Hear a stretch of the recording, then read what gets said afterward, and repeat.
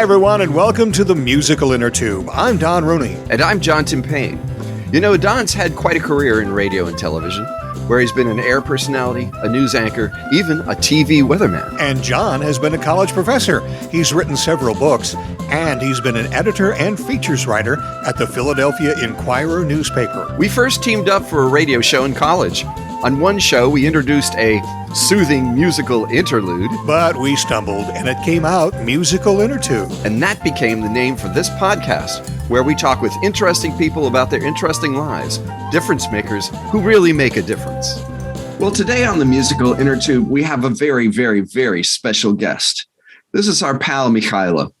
He just returned from Ukraine. And this is by far not his first visit there. He has a very close relationship with the Ukrainian people and with the Ukrainian military.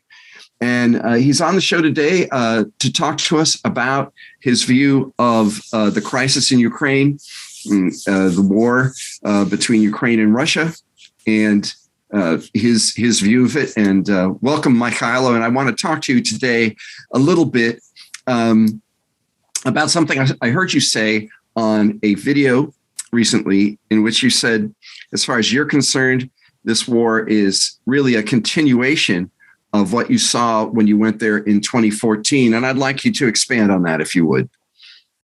Yes, of course. Thanks, John. So in 2014, early 2014, several things happened just about simultaneously in Ukraine. One is they got rid of the Russian sympathizing president they had, Yanukovych. Yep. Up until then, Putin was thinking that, he was going to, bring him back to the USSR or whatever the fantasy had in his brain. But they made it pretty clear. In fact, Yanukovych, floated it out there months before that they really wanted to join the European Union. They wanted to join NATO. They wanted nothing to do with slavery ever again, because they've been free for about 2.5 decades. And Ukrainians are different kinds of people. You cannot force them to do what they don't want to do. And so after getting rid of Yanukovych, Putin kind of had a knee-jerk reaction. And around February, he took over Crimea, which wasn't a hard fight for him because he did it in secrecy. At the same time, he invaded the Donbass, which is 2 cities, Donetsk and Luhansk, in the eastern part of the country. He picked that, A, because they start speaking Russian at an early age, and Ukrainian, and B, because he wanted a land bridge between Russia and the Black Sea. Azov Sea connects to the Black Sea. So strategically, It sort of made sense. But then he did something that he will never recover from. There is a place in the middle of Kyiv. It's called Maidan Square. I've been there since the time of the Viking Kyiv. And there's a statue of Michael the Archangel, Mykhailo, and a bunch of other stuff there. But there's these very tall buildings. If you look it up online, you'll see that it was a center square. And they were having peaceful protests against Yanukovych and also against Putin. And so he got mad. So he sent in Russian Spetsnaz snipers, and he positioned them on the top of all those beautiful buildings. He also managed to buy off, probably with the help of Yanukovych, some Ukrainian secret police for a lot of money. And of course, they had to go to Russia right after that, because even the oligarchs in Ukraine would have killed them for being traitors. But anyway, they did their homework. They knew who they were shooting at. They were all selectively killed. They were professors. They were doctors. They were patriotic statesmen.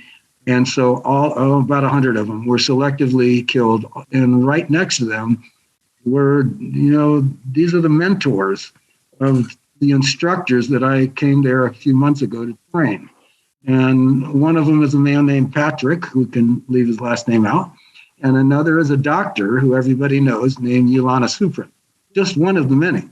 And she became Ministry of Health for a little while, and I basically worked for her to train people in tactical combat casualty care and train instructors. At least 2 of my instructors had scars on their faces, because if you hit somebody with a Dragunov sniper rifle, it's 7.62 by 54 millimeter, the head explodes. and then particles go everywhere. And so some of them had scar tissue from bone fragments and metal fragments from their mentors. Imagine, if you will, what kind of a PR move that was for Putin to do that. That galvanized the whole country. They will never return to slavery, never. Even if they kill Zelensky, which I don't think they will, and Klitschko, you will never keep these people prisoner ever again. Those are my Ukrainian brats and sisters, brothers and sisters. You know that our reporting in the United States about the Ukraine crisis is one thing, but the reality on the battlefield is another. And if I understand you correctly, you have been training people in battlefield medicine and in certain guerrilla tactics in warfare. And I'm wondering, can you talk about what it looks like on the battlefield? You probably haven't been at the front lines, right? I don't think that's where you've been, but you've been close enough. Exactly. They try to keep me away from there because they love me and they don't want responsibility for my death. Want to keep me training, at least for the moment, no matter how many times I ask. It goes to the chain of command, and it's our duty to kill Russians. It's your duty to teach us how to do this, basically. Mm-hmm. And I'm good with an AK-47. I usually the best shot on the range. And so I'm a good instructor. To answer your question, correct. And a lot of the medical doctors that I've trained that are now in uniform with weapons, with magazines, they don't put them on the front line either. They're back a little ways. Yes. Which does not preclude them from getting shelled by artillery. Just like, when I first got to Kiev recently, every hour there's air raid sirens going off, every single hour, and shelling and explosions and everything else. Nobody's invulnerable to that. What we get from that whole situation from 2014 on, where the Ukraine, the peninsula was taken over by the Russians, the Crimean Peninsula, and then in the Donbass region, the Ukrainians have been fighting Russian separatists for a while, ever since 2014. And then it expanded when Putin decided he could take over the country very quickly, which hasn't happened. So is that kind of a good summation of what we've been through over the last? You're exactly right. Some of the most violent fighting went on in 2014 in Donetsk and Luhansk. When I got on the ground in September, there was already 6,400 dead Ukrainian soldiers and civilians. The tide has turned. There are many more Russian soldiers dead now than Ukrainian soldiers. But unfortunately, we have no idea how many civilians are dead because they're dying many more times than the Ukrainian soldiers who are good soldiers. He is committing war crimes every single day, times hundreds and thousands, wiping out entire villages with artillery, airstrikes, and the like. It's war crime after war crime after war crime. And I've been, as I think you know, John, Boryanka, Mykhailo, Hostomel, Busha, to these places where most of the neighborhoods are gone, and they're all civilians. There's no military in these neighborhoods. It's interesting the extent to which it seems as though the war has been an attack on civilians. It means it's a terrorist war. It means that it's trying to bypass, in a sense, direct engagement with the army of Ukraine and going straight to the people and trying to cause terror and disarray among the people. First of all, you're right. It's just horrible. And from your point of view and from your description, it's even worse than we think. Because no one knows how many people are dead, and it will be probably years before anybody really does know. There's a lot of people who will never see their family members again. And there's probably really no good way of finding a lot of folks who may be buried, who knows where. Is that working? Is the terrorist campaign? What or is it stiffening resolve among the Ukrainians? So the word's getting out. But what we don't have there is a no-fly zone. And we did for 8 hours on Easter Sunday because Blinken and Austin came and shook hands with Zelensky And me and my friend Elena said, "Do you notice there's no air raid sirens right now?" So for about 8 hours, we had a no-fly zone. So it's not a matter of we can't have one. It's just that 8 hours later, they bombed 4 train stations along the route that me and Elena take sometimes between Kiev and Lviv. There should have been a no-fly zone as soon as Russia crossed the Belarus border. And there's no excuse for not having it, in my opinion. Did that mean that for the few hours that Blinken was in the country, that American jets or NATO jets were patrolling the skies over Ukraine? I mean, what does that mean? I don't know. They didn't let us in on how they did that. There could be many possibilities, none of which involving American pilots. Mm-hmm. Ukrainian pilots can fly MiGs. They are apparently better than Russians at flying MiGs, because you might have heard of the Ukrainian Ghost. And if you yes. He's been shot down, but he's still alive. He just doesn't have enough MiGs to fly. So, yes. Recently, I think even before I left, I can't remember, there was we got the MiGs, but Poland won't give them to you, and Germany won't give them to you. I mean, every single day, there's civilian blood on Putin's hands, and we should be able to do something about it. Ukrainians can fly their own MiGs. They can put up their own no-fly zone. But that means denying Russia access to the air. And, we could go to World War III. We are at World War III. The scenario is exactly the same as when Nazi Germany invaded Poland. It's exactly the same. You just exchange Poland for Ukraine, it's the same scenario. You exchange Nazi Germany with Russia, it's the same scenario. As you may know, I stayed a few days in Krakow, and I went to Auschwitz. I got the whole history in living color, long walk most of the day. The scenario is the same. We are at a world war right now. This is World War III. So why don't we end it at Ukraine before they spread to Poland, Latvia, and all the other Baltic states that he has clearly stated he wants to take over, and Germany and Western Europe after that. I mean, let's not be Chamberlain-ish like we were in World War II. There's also, another idea that has developed since Putin invaded Ukraine, and that is that he can't do it, that his military is just not capable of walking in and taking over a country. Certainly part of that is due to the good fight of the Ukrainians, but also it's exposed huge holes in the Russian military, as I understand it. Yes, you're right. And even though situationally it looks like the same thing as World War II, Hitler had a lot easier time taking over Poland back then than Vladimir. He didn't expect I don't know why, he was a KGB guy. He should have been smarter than to understand the Ukrainian people. You may know that, and I just learned it recently, Auschwitz was not liberated by Americans. It was liberated by Russians. And a lot of the Russian army were not Russian. They were Ukrainian. And they were the strongest fighters in World War II. The best fighters Russia's ever had has been Ukrainians. Also, 79 to 89, the original Afghan war was fought mainly by Ukrainians because they were better fighters.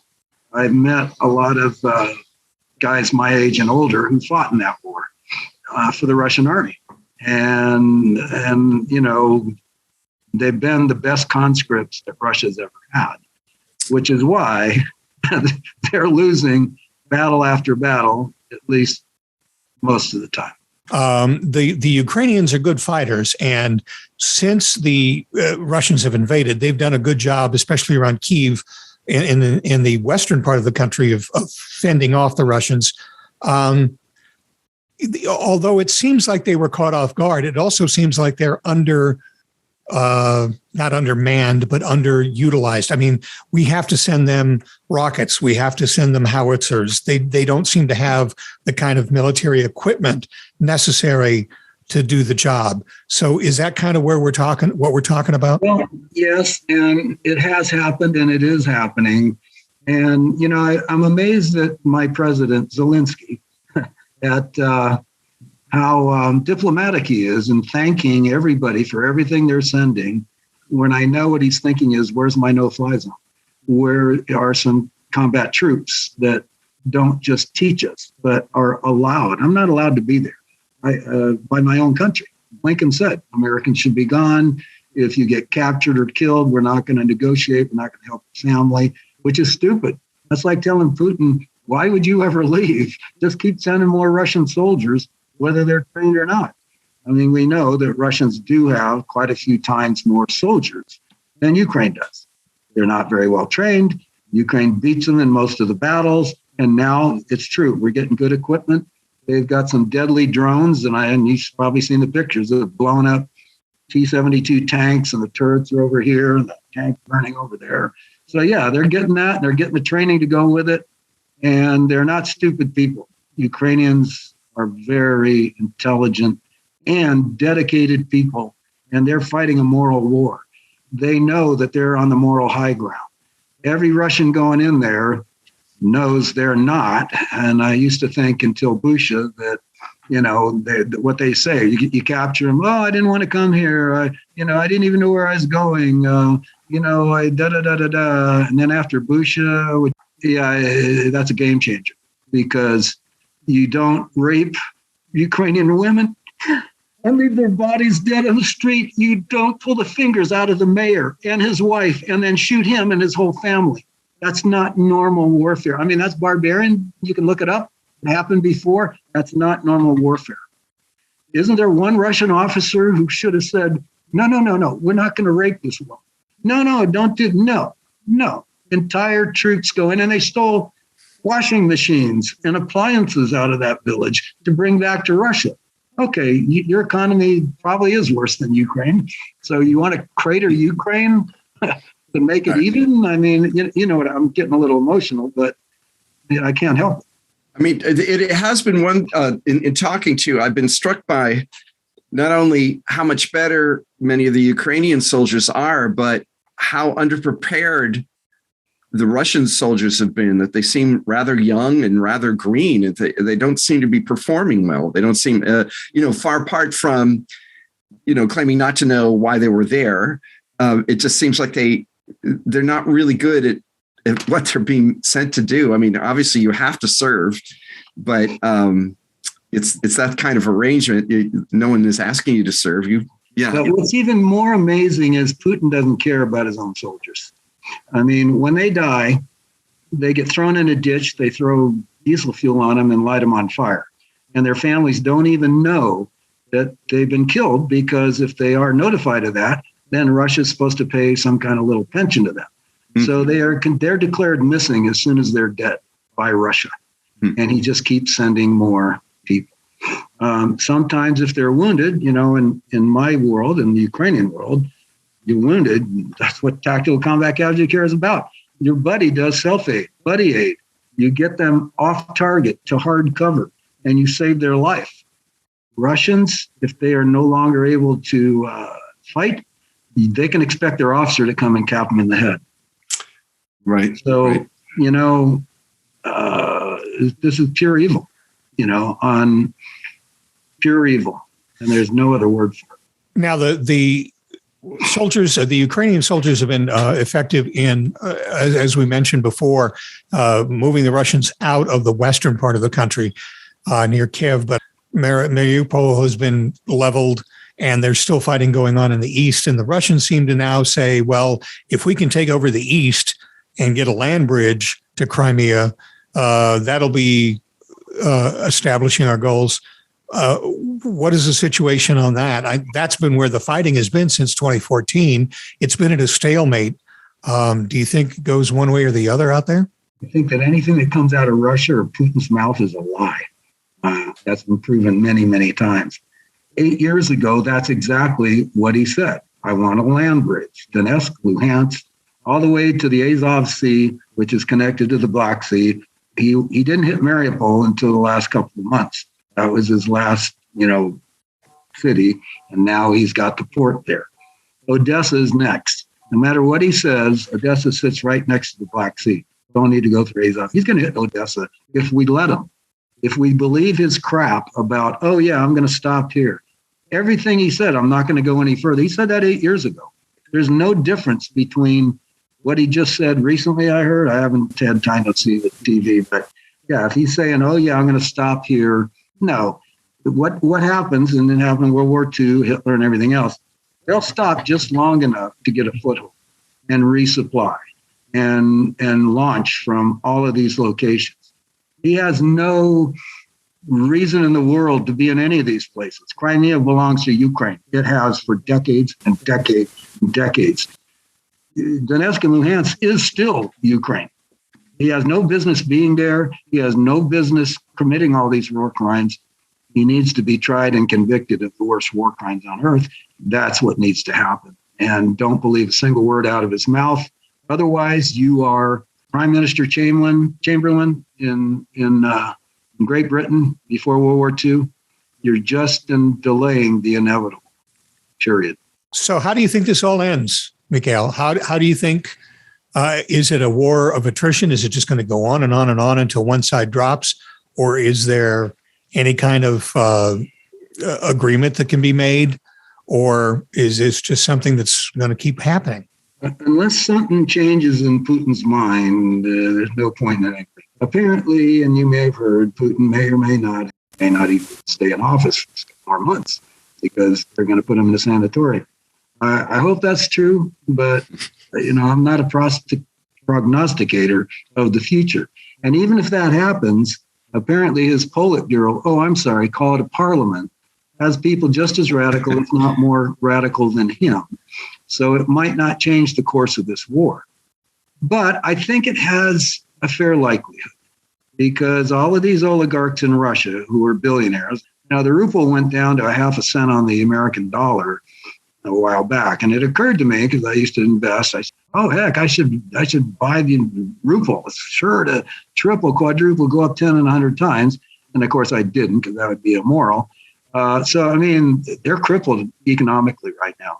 Now, because both, liberal and conservative media are finally reporting the news to a large extent and what's going on there.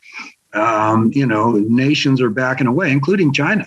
Another scenario, which is in my imaginary brain, if I was Putin, I would say, China's really not my friend, except temporarily. China wants nothing good for Russia. It's, if your enemy is my enemy, you're my friend for a little while. And I know this is not going to happen, but this is in my imaginary brain. If I was Putin, I would join the European Union. I would join NATO. I would open up, good economic relationships with Ukraine, and they would be eating out of his hand if it was real. And that would be the smartest thing, because Putin's not even a communist himself. He's against his own communist party in Russia. And so what's the point? You're a capitalist. By every definition, you are a capitalist. So why not admit it? Make it better for your own people.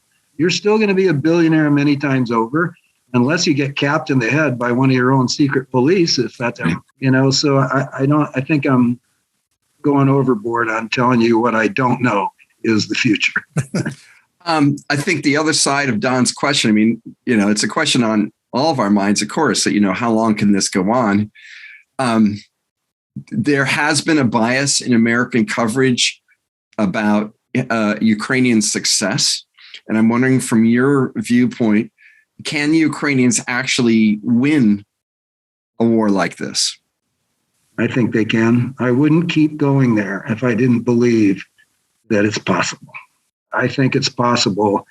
At some point, you would think, it wasn't Putin, but I can't even remember who was the president, 79 to 89. They eventually figured out we're losing this war in Afghanistan. They've already lost more troops in 3 months than they did in all of 10 years in Afghanistan.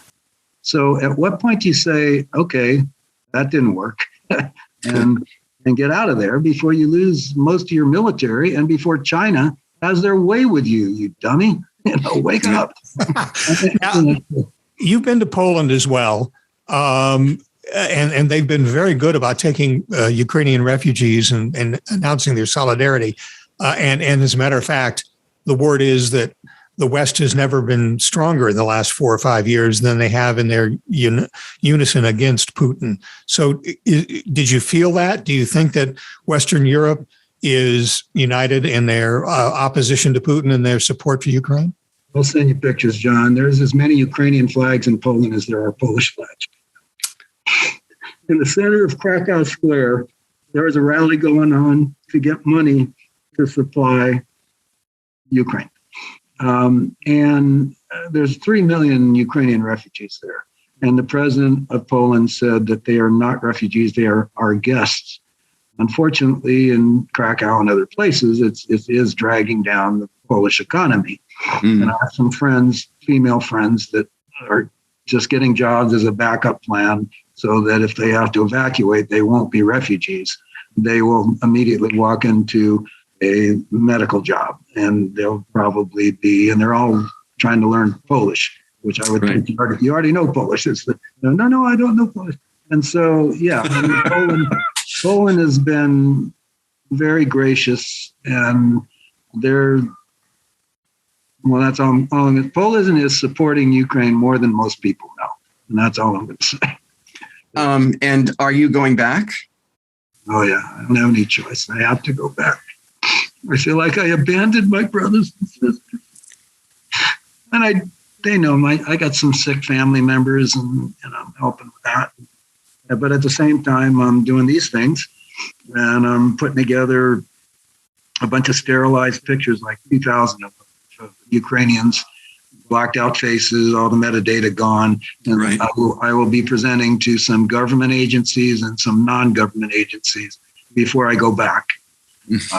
But yeah, of course, until the Russians are gone, I'll keep doing whatever I can do. I'm retired. I guess I'm retired from 3 different jobs. They don't need to pay me anymore. I got 4 pensions coming in. If you want to cover my expenses, that would be great. But, I would like to think in another day I would retire in Ukraine. Well, I've been to 41 countries, and Ukraine is my favorite country. Not you retire completely, but, dual citizenship or something. Well, you've figured out a way to use your retirement, Mykhailo, that is rather original and very brave. All I can say is please be careful. Please, obviously the first time that we heard you were in Ukraine, our hearts came up in our throats. We know how dire it is in some parts of the country. And I'll tell you why I'm not afraid of that at all. I fear absolutely no evil, because he is with me always. And he has a name. His name is Jesus Christos. And most Ukrainians believe in him, and most Polish do too. Stupid me, I always thought that the Polish were Eastern Ukrainian or Eastern Orthodox. But how come Pope John Paul II is all over this, dormitory? Yes. Well, we're Catholic, and I went to Lawville Castle and Cathedral. Yeah. Pope John started as a priest, yes, archbishop. These Slavic people are united in their war against Putin. Well, thanks for talking with us today, Mykhailo, and be careful when you go back, and and good luck, and let us know what happens. Keep us posted on the situation on the ground out there. Thanks so much. And I'm going to say Slava Ukraini, John, and what are you going to say? Slava Ukraini. Well, that means long live Ukraine or something like that. Glory to Ukraine. Glory to Ukraine. And what's the response? Hororium Slava. Hororium Slava. Yeah, just look it up and practice, because that means if you learn anything else in Ukrainian, Slava Ukraini, Hororium Slava, those phrases have been around a lot longer than you and I have been alive. And I am not a Hororium, by the way. None of us that come back alive are Hororiums. If you want to look up St. Michael's Cathedral, there is a wall longer than the Vietnam Wall, not just with names, but pictures of every Hororium since 2014. Those are the Hororiums. You're a brave man. Please take care. Not brave. I'm unafraid. Thank you for listening to the Musical Innertube. You can get in touch with us by email. We're at musicalinnertube, all one word, @gmail.com. You can also follow us on Twitter. Our Twitter handle is @MInnertube. Capitalize the M and I. Our webpage is Mykhailo Innertube. That's musical spelled with 2 A's, innertube.libsyn, that's spelled LIBSYN.com. The Innertube is available on Amazon Music, Audible, Facebook, YouTube, Apple Podcasts, Google Podcasts, Stitcher, Spotify, SoundCloud, iHeartRadio Podcasts, and anywhere that you get your podcasts. Like us and give us a good review on any of those platforms. And as always, thanks to virtual band Car Radio Dog for our theme music.